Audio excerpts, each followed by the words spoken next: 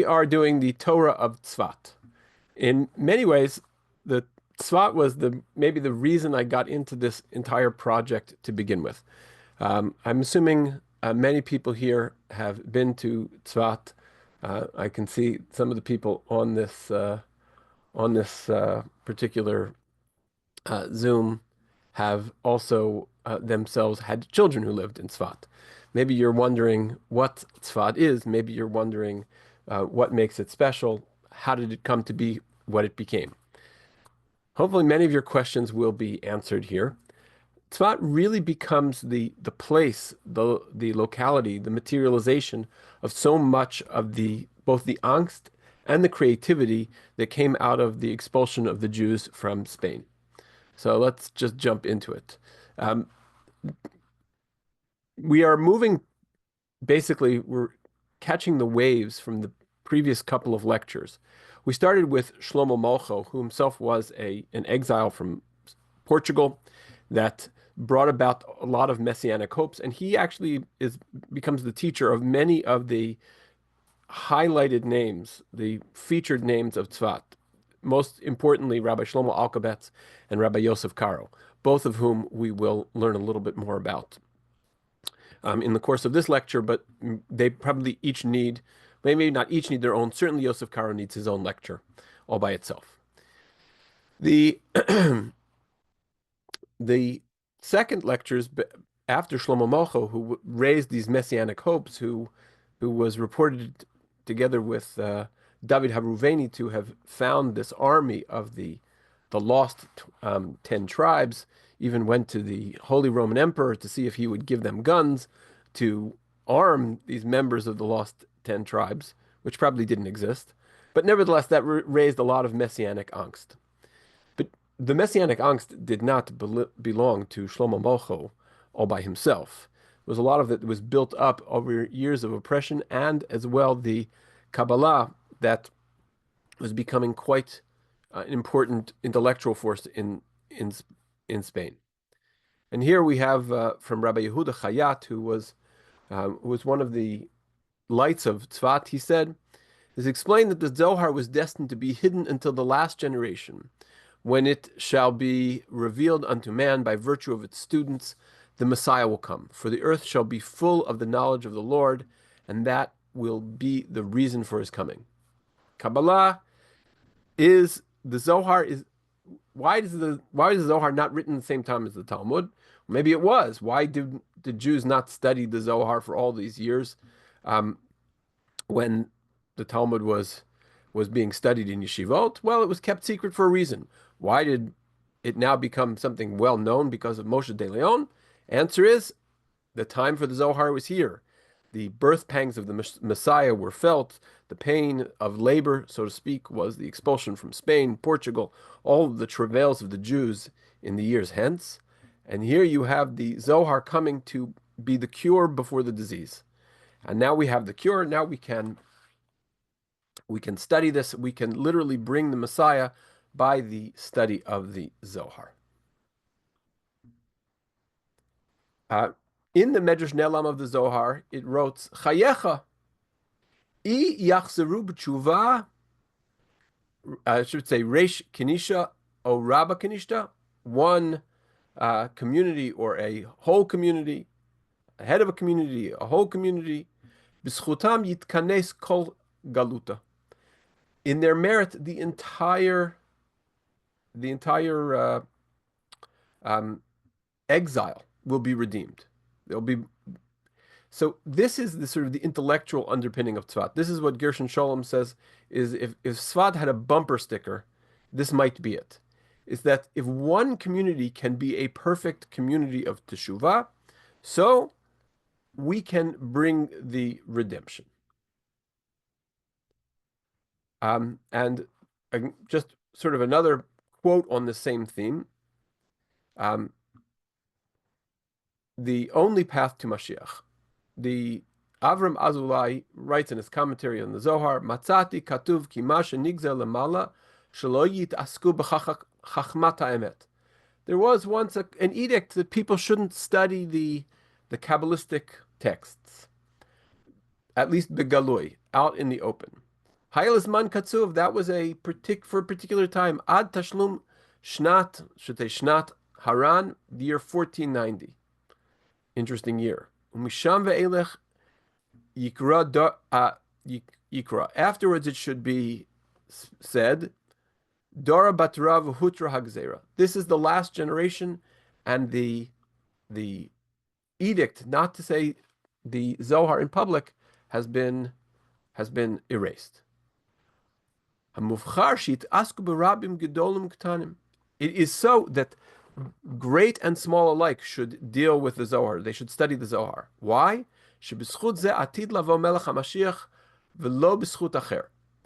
It said, through this merit, Mashiach will come, not through another zchut, not through another merit. Now, this is fascinating because, Chabad rabbis get up all the time. Mystical rabbis get up all the time. Maybe even Sephardic rabbis. I guess I spend too much time with Chabad rabbis, so I hear Chabad rabbis say these kinds of things. That we're going to do this mitzvah so that we bring Mashiach. Okay, fine. I think we should do the mitzvah because God commanded it, but if you want to do it so that you bring Mashiach, who am I to complain? But they could say that about tefillin, and they could say that about learning Torah, they could say that about acts of kindness, all of those things. Here, though, Avram Azulai says, Vilo bischut acher, not by another merit, only by the merit of studying the Zohar. So this is part of what is going to make the Kabbalah so important in the life of Tzfat. It is going to become the epicenter of all Kabbalistic life, in a way that it is the nuclear reaction which will cause a chain reaction that will hit the rest of the Jewish world. It will go to Italy, and it will go to Holland, and it will go to Venice, and it will go to Morocco. It will spread everywhere. There will not be a place where the Kabbalah is not ignited by Tzfat itself. Now, let's ask ourselves a question. Why Tzfat and not Jerusalem? And if you're going to go to Israel, right, you should be going to Jerusalem. There is something about Yerushalayim which has it's the sacred center of the Jewish people. There was the Beit HaMikdash was there, the temple, the Sanhedrin, the high Jewish court was there. There is a lot of history there. There is David, there is Solomon, there is Josiah, there is Ezra, there's Nehemiah, Yochanan ben Zakkai. I don't need to belabor the point. Jerusalem has a strong and celebrated history. So, and Tzfat, you will not find Tzfat in the Bible. Tzfat is not a Jewish city until this period of time.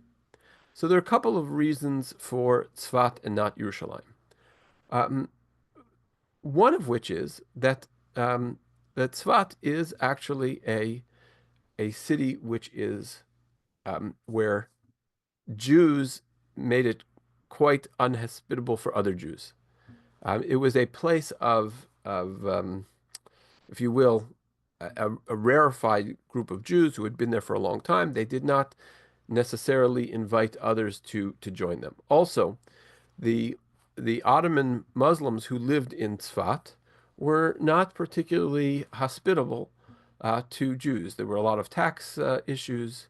There were a lot of hostility to them, and Tzfat had none of those problems. And Tzfat also has a very special character at this time, which we'll look into just a bit. Oops, wrong slide. Okay. Oh, actually, unfortunately, I put this particular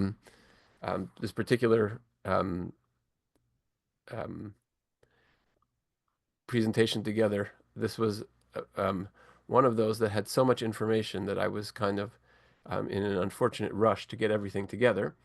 But if you'll permit me, I realized I put all of this information in my notes, but I didn't make a slide on it. Okay, so maybe that's not the worst. Can I ask a quick question, Rabbi? Yes, you may. How do these two notions square that you say that on one hand you have to study Kabbalah in order to bring Mashiach, but aren't we taught that we actually shouldn't study Kabbalah until we're at least 40 years old and very, very Okay, versed in, so in Judaism? the problem is that you have compressed all parts of Jewish history into one. So if you going back to the um, sorry to Rabbi Azulai, he tells you that once upon a time there was perhaps a it a he says nigzar, that means there was an edict. I think he means there was an edict from heaven not to study Kabbalah until the year 1490. I believe that the edict not to study Kabbalah until you were 40 is an edict comes out after the advent of Shabbatai Tzvi. And so I believe, not 100% certain So, about this still catching up on a lot of these things, but I believe that we are still before Shabbatai Tzvi. Shabbatai Tzvi is in 1666. You are, and right now our story is still in the year 1492. okay. Okay? So, Got it. Thank you. all right. Um, so the life in Sfat also was a particularly simple life. It was not life that was when I say simple, it did not suffer from the wealth competition and the comfort competition that becomes very signature of successful Jewish communities. So there is a story about a rabbi, a Kabbalist in Tzvat named Rabbi Avram Galanti. And he was one of the leading disciples of one of the two greatest Kabbalists of the city. He's a student of Rabbi Moshe Cordovero. We'll get to Rabbi Cordovero in a little bit. And he's once carrying home a sack of flour. He's an important rabbi, a Kabbalist, somebody who very devout, very leading sage of the city, carrying a sack of flour home from the market. And along came another scholar, Shlomo Sagis, and he took the flour from off his shoulders and he pronounced an oath that no one should be permitted to carry the sack of flour to his destination except for me. In other words, the big rabbis, the intellectual aristocracy of the city was wont to carry its own groceries home. In a time when it wasn't just carrying your groceries to your car, it was literally, taking 10 kilograms, for 2 kilometers. There's another similar story about the same rabbi, Rabbi Avram Galanti, that he was carrying a cask of water. The tradition in Tzfat is that everybody drew their own water. Nobody had servants to do it for them. And um, one of his students, Rabbi Masod, met him and said, "Oh, master, I need a drink of water. Could I have some?" So Galanti took down the cask and started to give him some water. But then Masod snatched it and he carried it all the way to Galanti's home. The fact that these are the stories that they tell of Tzfat speaks to the fact that people wanted to do chesed, they wanted to do kindness for the Rebbe's. That's also very nice, but it speaks to the fact that typically people in Tzfat did their own groceries, did their own laundry. It was a place of very simple living. It was the kind of place that if you were the first person in the uh, in the neighborhood to buy, a Mercedes, it didn't look cool. It looked silly. This is not how we live. We're not interested in these things. The people in Tzfat, in a way, they relished in living a very simple life.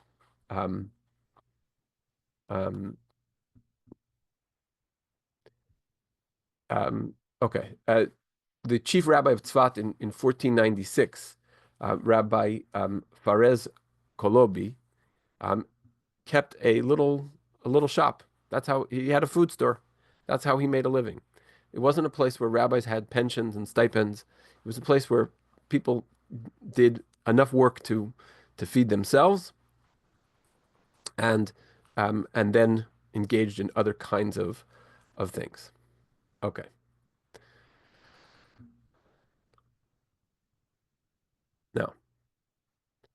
Um, one of the things which drives people to Tzfat, according to at least Solomon Schechter, who wrote a very nice article on the history of Tzfat and some of its great personalities, he writes, our sins had increased.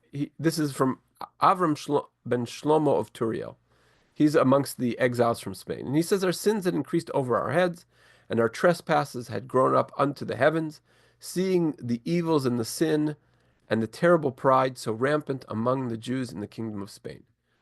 So the Jews, when they're expelled from Spain, they don't cry dirty anti-Semites. I mean, maybe they did cry dirty anti-Semites, but after they finished saying dirty anti-Semites, and after they finished pronouncing curses on Ferdinand and Isabella, they said, you know, why were we kicked out of Spain?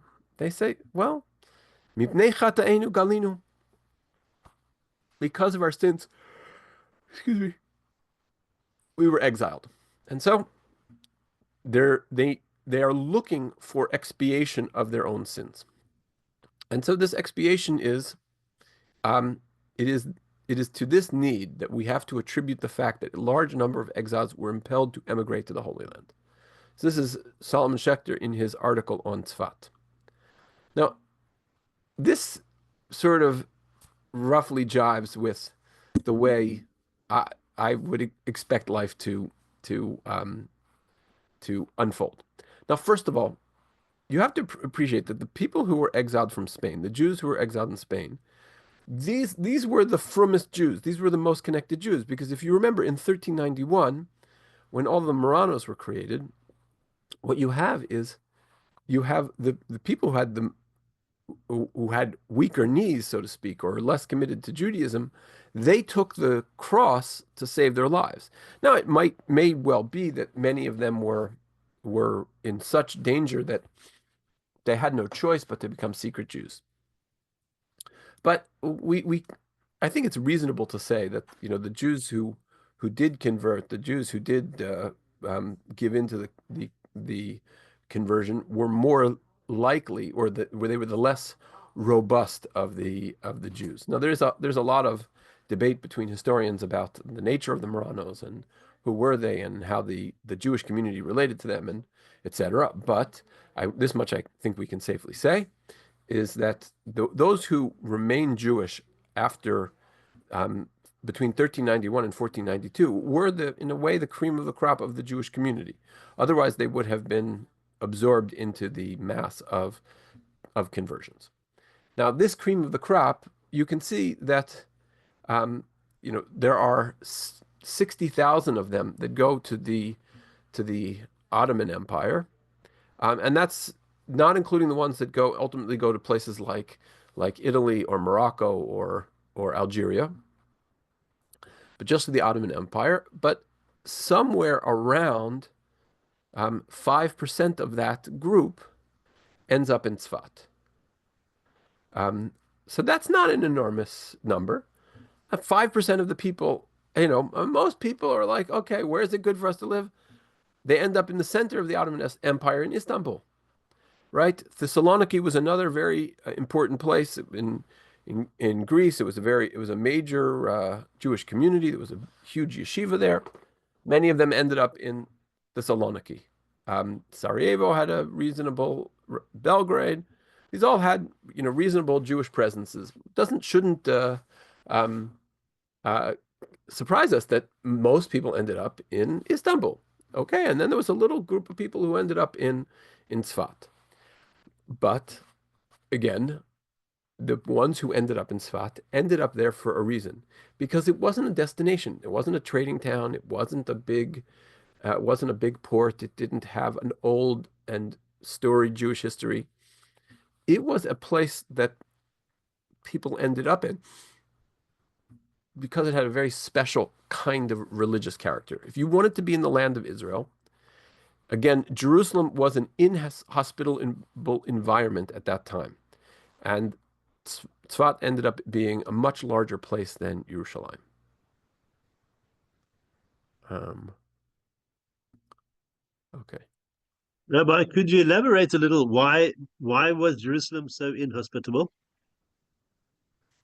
What we know is that the local Muslim population, there are two reasons. They imposed heavy taxes on new arrivals. That would be the Jewish community, Okay. and local Muslims were hostile to the Jews, um, because for a variety of reasons. Maybe they saw them as a threat, but that is all that I can tell you about that in particular. There is a long history of Jews not being allowed to live in Jerusalem, and so clearly there's a fear that you let too many Jews into Jerusalem, you have trouble. And so that was, and Jerusalem was also a place that was fought over much more.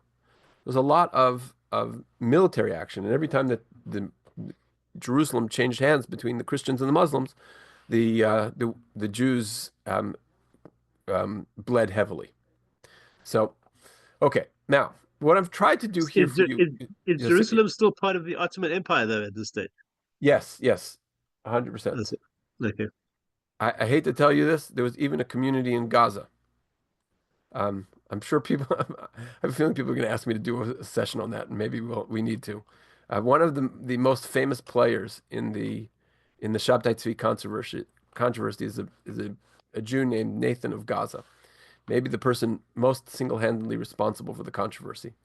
So we know that there is definitely a community in Gaza at that time. So the Ottoman Empire, I believe, stretches all the way down to Egypt at that point. And so you have uh, and the Ottoman Empire is actually a very hospitable place for Jews.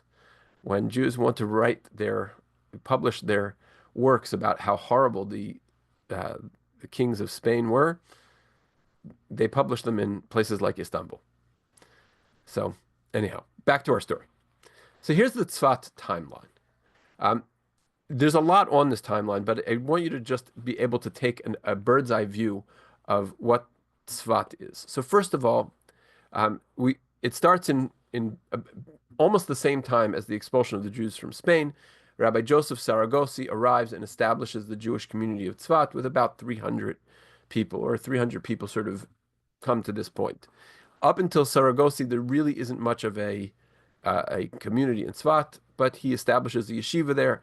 It becomes a place of learning.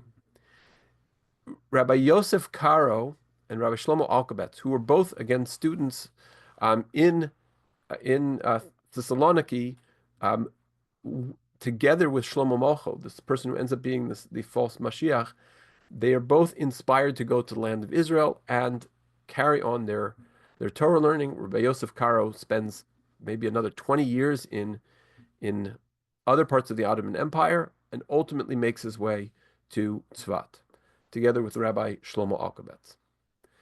Tzfat is the messianic fervor in Tzfat is so intense that, and I'm hoping to do a whole session on this, but Rabbi Yaakov Beirav does something really unheard of in Jewish history. He tries to revive rabbinic ordination. He tries to revive smicha. Smicha, as you know it today, rabbis who have smicha do not have real smicha. Real smicha, real ordination was something that you got from Moses. And Moses gave it to Joshua. Joshua gave it to the prophets. The prophets gave it to the elders. The elders gave it to the men of the Great Assembly. And the men of the Great Assembly gave it to Shmai and Avatalion, and they gave it to Hillel, and et cetera, et cetera, et cetera. Right?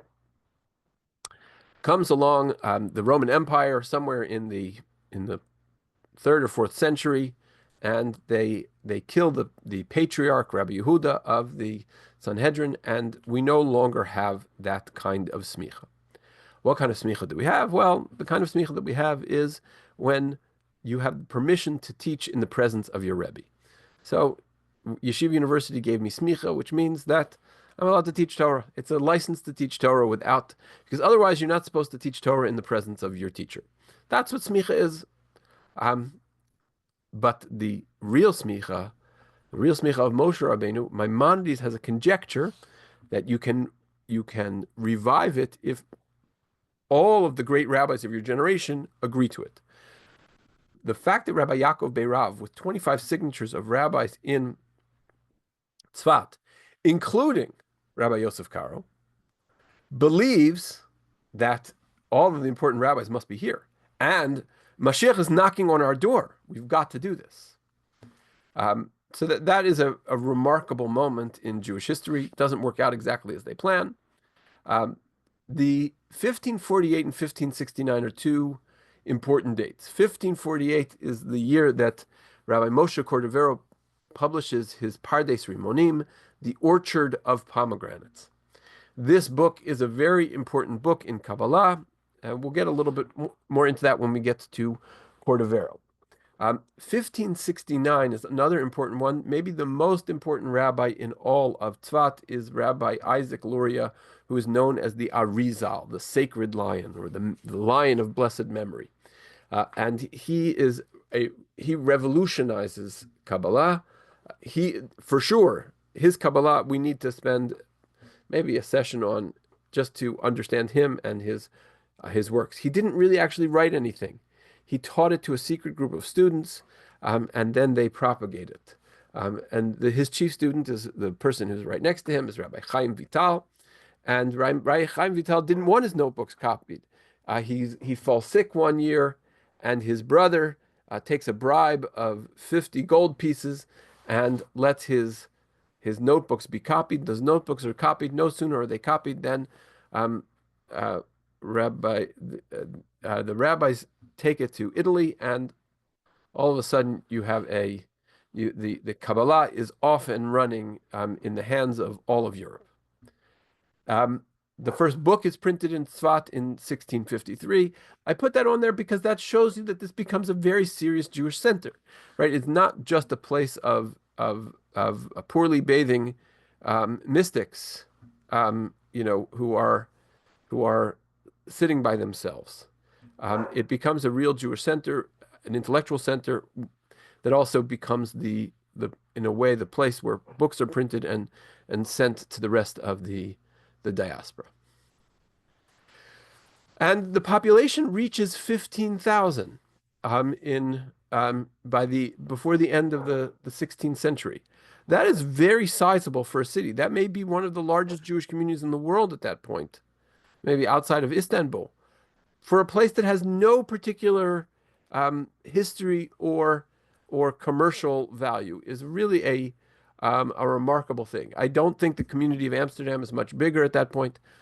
Certainly not. Yeah, I don't think the community of Amsterdam is going to be much bigger at that point. We know that the community in Istanbul is bigger, but that is a very significant population. The largest city in Europe at that point is probably Prague. There are 11,000 Jews who live in Prague. So we're talking about something which becomes a major, major Jewish center at that time. And just for kicks, I told you, bring you close to the 18th century, where Rabbi Mendel of Vitebsk and his followers arrive in Tzfat. The last person I realized I didn't tell you much about Yosef Karo and Shlomo Alkabetz. Yosef Karo is maybe going to be the single greatest halachist in the history of the Jewish people. He's certainly the author of the Code of Jewish Law, and he becomes maybe the single most important voice to codify Jewish law. And that's a big statement because that means he beats Rambam, he beats Maimonides. But I would say that the Code of Jewish Law, the Shulchan Aruch, at least in our day, certainly is a more important and authoritative and a final word than even Rambam. Shlomo Alkabetz is famous to you because Shlomo Alkabetz is the one who created Kabbalat Shabbat and invented Lecha Dodi, and he's the author of Lecha Dodi, also himself a famous Kabbalist. And okay, so now you have a bird's eye view of Tzfat. Now, this is just sort of an interesting institutional growth. We don't know that these are in fact a true census, but we do have documentary evidence of different things. In the year 1552, Tzfat had one yeshiva and 3 synagogues. And by the time we get to 1603, it has 18 yeshivot and 20 synagogues. So that is you can see that in just a short period of 50 years, this is a community which absolutely explodes. Now, let's talk a little bit about what Tzfat was about, and then we're going to get specifically to the company of Chaverim of Cordovero. Tzfat is a city which is about prayer. It is about living simply. It is about studying Kabbalah, and it is certainly about prayer. The idea of the tikkun, there's something called the tikkun, where you get up in the middle of the night to say a set of prayers. This set of prayers is a very important way of moving the messianic forces forward. The the idea that you prayed only 3 times a day was simply just not part of life in Tzfat. In part, Tzfat's maybe principal profession was actually praying. It is a city that where people devoted themselves to spirituality, to prayer, to Torah, and there was a sense also that in Tzfat there should be a negation of the material. One of the most famous expositions of that is actually in the works of Rabbi Yosef Karo. He has in addition to his halachic works, he's got sort of a spiritual biography, which is called the Magid Mesharim, which we're going to have to speak about it at some length. But the Magid Mesharim is sort of Rabbi Yosef Karo's interaction with an angel who spoke to him in a dream state. And the angel tells him, you as a Talmid Chacham do not eat for pleasure. Eat little bits, just enough to sustain you. That's the idea. That the idea is you're supposed to stay up all night. You're supposed to deny yourself the physical pleasures of the world. You're supposed to be involved in Torah all the time. Where was it that the custom to stay up all night on Shavuot, maybe even also Hoshana Rabbah, was born? Here in Tzfat. Now, there's a very interesting article that this custom of staying up all night on Shavuot is contemporaneous with the coffee bean, which is cute and interesting. And for those people who like coffee, it gives them the warm fuzzies, and that's fine. But I think that it is not just the coffee. This is really not about the coffee. It is about the fact that there is a spirit in Tzfat that you are going to have to wring the world dry of every spark of light. You are going to have to live an entirely spiritual world. The Tzfat becomes the headquarters of the battle. It becomes the central command in the war against the evil oppression of the European crusader dictators of the Spanish Inquisition, the Holy Roman Empire, the Rindfleisch massacres. All of that trauma is fought in Tzfat, and it is fought on a spiritual plane. Its weapons are Tehillim, they are Torah study, they are mystical engagement, they are these different practices. Now, Cordovero, what makes Cordovero an interesting figure is Cordovero is Gershon Sholem prefers to call him a mystical philosopher as opposed to sort of a pure mystic. He is an interesting figure because he's really the only one of the figures of Tzfat who demonstrates that he can be an A-list in mysticism and an A-list in halacha, which is not easy.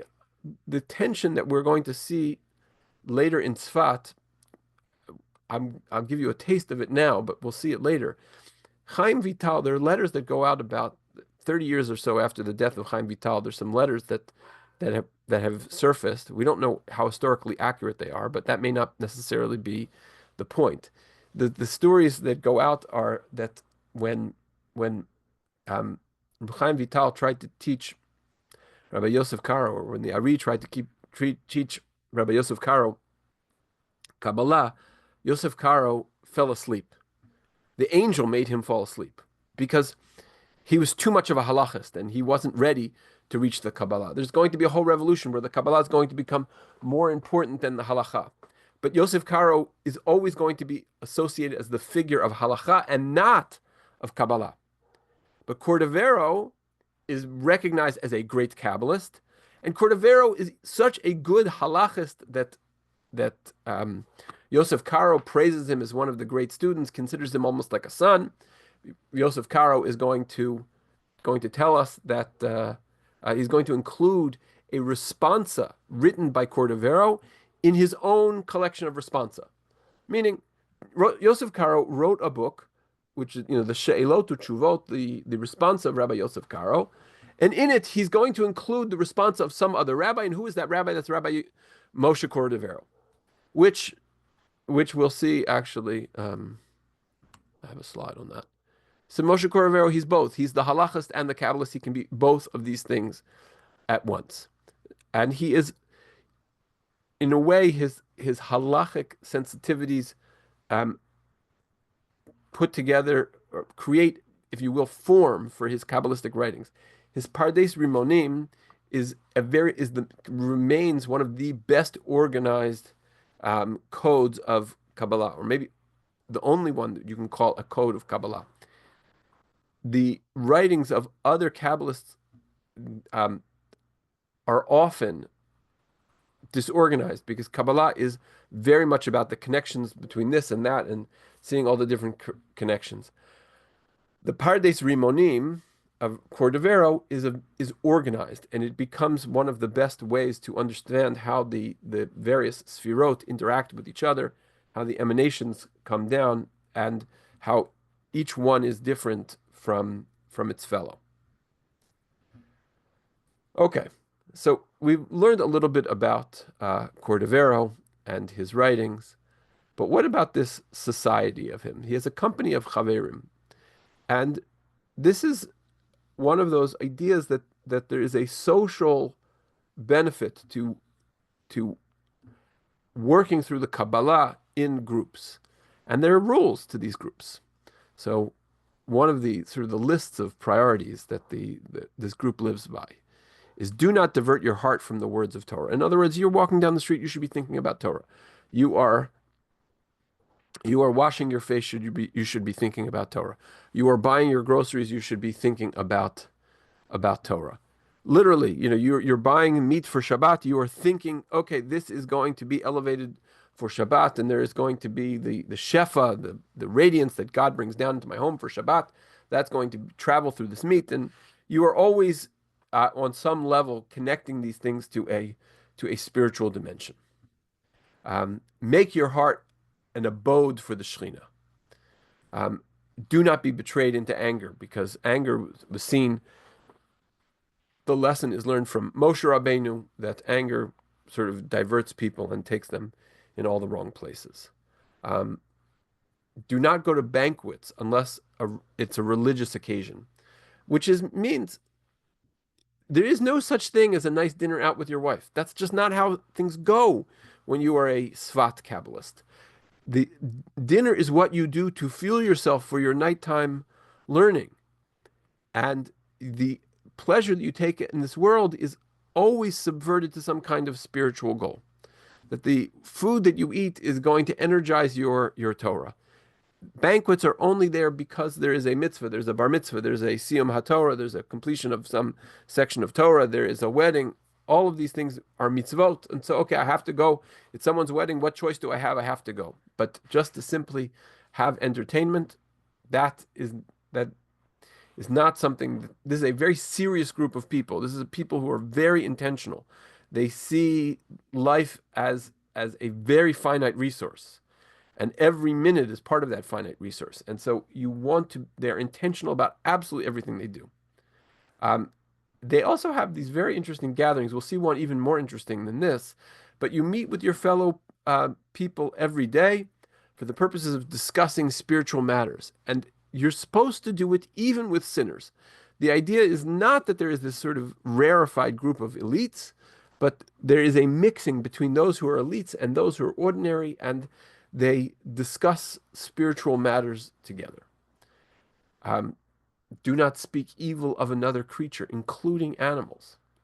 Bless even moments of anger. Talk over with, okay, we'll get to that one last. Never take an oath. Never speak untruth under any condition. And so these are all, these, to me, they resonate. They speak of things that are an elevation above what the Talmudic dictates would demand. What I love, though, is the last one is there was talk over with an associate every Friday the deeds accomplished during the week, and then set out for the reception of the Queen Shabbat. This is not something that I believe we catch, not in Spain, not in Germany, not anywhere else. This is the birth of Kabbalat Shabbat. and they um, they the Kabbalat Shabbat, we sometimes miss what it is. Kabbalat Shabbat is very structured. There are 6 mizmorim of Tehillim that correspond to the 6 days of the week, and then there is Lecha Dodi, there's Welcoming Shabbat, and then we have the song for the Sabbath day. So it really is 6 chapters of the Tehillim plus a seventh. That seventh one belongs to Shabbat, but the other 6 are about repairing those days of the week. So the practice was not just to have this ceremony that we welcome Shabbat, we sing, we make Freilach. No, no, no. This was quite a serious matter. This serious matter is that you are going to talk about, well, what mitzvot did I do this week? Did I sleep through my Shemona Esrei? Did I forget to put on my tefillin? Did I give enough tzedakah? Did I have an extra helping of cholent? Or no, forget cholent. Did I have an extra helping of potatoes on Tuesday night and did not? And it made me sleepy, so I wasn't able to learn Torah well. Right? These are the kinds of things that I would imagine they're discussing. And it is from that sense of, did I accomplish, did I not accomplish, that they're going to go into Shabbat where they're not going to talk about these things at all.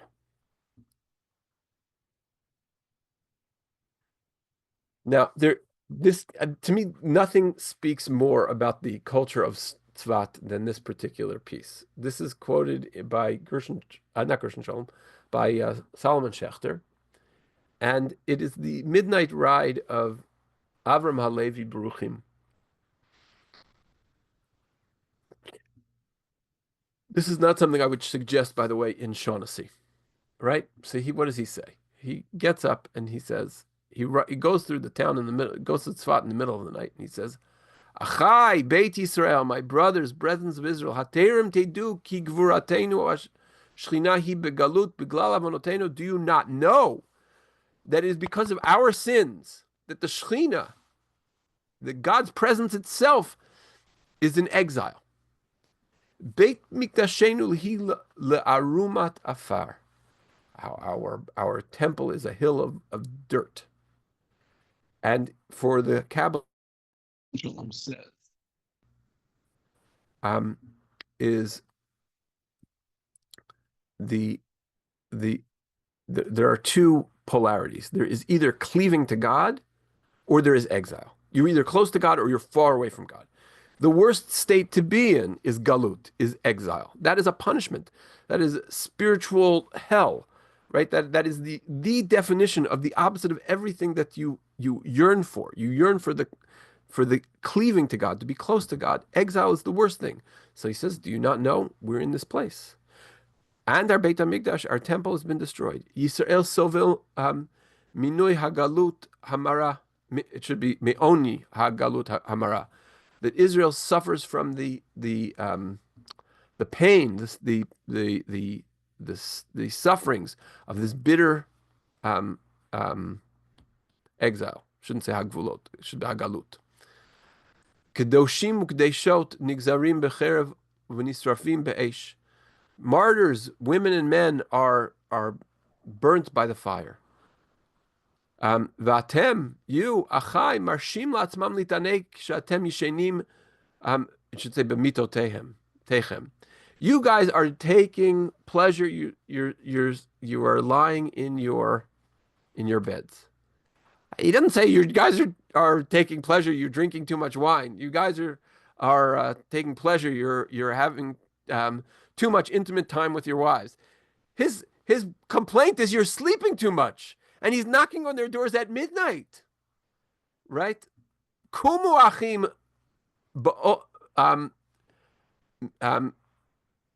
He says, "Get up, my brothers. Uru, wake up. Banim kedushim baruchei Elohim." Havanit palel Hashem. Let's go and pray to God. Our Hayoshev Akisi Rachamim. It's midnight. God is on the throne of mercy. So here we have this mystic, Rabbi Avram Halevi Baruchim. He's knocking on doors in the middle of the night, waking people up, and they are coming to prayer because that's how life is in Tzfat. That is the sort of the magic of Tzfat. It is the creme de la creme of of a religious fervor and people who are committed to this kind of lifestyle, right? This is not there in Tzfat. There are not, country club Jews who are going to be living in between the mystics. This is all mystics. So people are going to really respond to this. But this sort of shows you the the the angst, the I don't know, the sort of the anxiety, the anxious, but at the same time the anxious drive, anxious religious drive that sort of animates Tzfat on its own. He had a group like Cordovero. Cordovero had a group called the Chaverim. His is called Sukkot Shalom. And this was a really intense group because in this group you had to confess your sins at the end of every week. You got your friends together and you confessed your sins and you told them what. Um, this was a such an intense experience that that Rabbi Chaim Vital said, you know what? Chaim Vital is the principal student of the Ari, maybe one of the certainly top 10 Kabbalists, probably top 5 Kabbalists of Tzfat. He said, no, this is too much. And he refused to do this. So I believe this may be my last slide for tonight because I don't want to get into, I don't want to get into Chaim Vital yet. There's enough to deal with on this level. Where we are in our story is we are seeing that the great pains of Spain give rise to a community that's really unique, maybe unique in its creation and its trajectory, because this is a community that lives for spirituality. It lives for Torah, and is going to also live for a very special kind of Torah. Kabbalah is going to have, as we saw, I'm going to just go back to my timeline slide. It's going to have, it has halachas to Rabbi Yosef Karo, it has Kabbalist Alkabetz, the Ari, Moshe Cordovero, Chaim Vital, all Kabbalists. It's going to have great individuals. It's going to live on the principles of prayer and on charity. And there is something about Tzfat which is ascetic. Ascetic not in the sense that we try and hurt ourselves for the sake of hurting ourselves, but that we want to be detached from the materiality of this world, or we are attached to materiality only in as much as it will feed spirituality. That is what the city of Tzfat is about, and is going to produce a remarkable culture of people. And this culture created tremendous value, very, very unique and creative things. Kabbalat Shabbat is a product of this time. We think, just like Des thinks you're not supposed to read Kabbalah until you're 40, we all thought that Moshe Rabbeinu sang Kabbalat Shabbat, but it's not the case. Kabbalat Shabbat is an invention, not a bad invention, but it's a creation of this group of people who want to have a spiritual transition. They don't want to go into Shabbat with a week which is deficient. They understand there's only so many drops in the bucket, and they need to use every drop for the spiritual advancement. And if you go into that week and you have not fixed up that week, now we got a problem. That's what Kabbalat Shabbat is. Most of the Kabbalat Shabbat is the 6 paragraphs of Tehillim that lead up to the Lecha Dodi when we welcome in the Shabbat. But their goal is to be ready to welcome the Shabbat. We use it as an emotional springboard to love the Shabbat. They didn't have a problem loving the Shabbat. They just were afraid that they weren't worthy of any particular Shabbat. So they needed Kabbalat Shabbat to make themselves worthy of it. It is a remarkable place, and to a certain extent, it remains that way. If you've been or lived in Tzfat, you might be able to testify to such things. But it remains a place that has just a very different feel to it. You might also know that the blue doors. I believe the blue doors are like the blue of the Techelet. This is God's color. It lets you know that everybody behind one of those doors is living a spiritual life, is trying to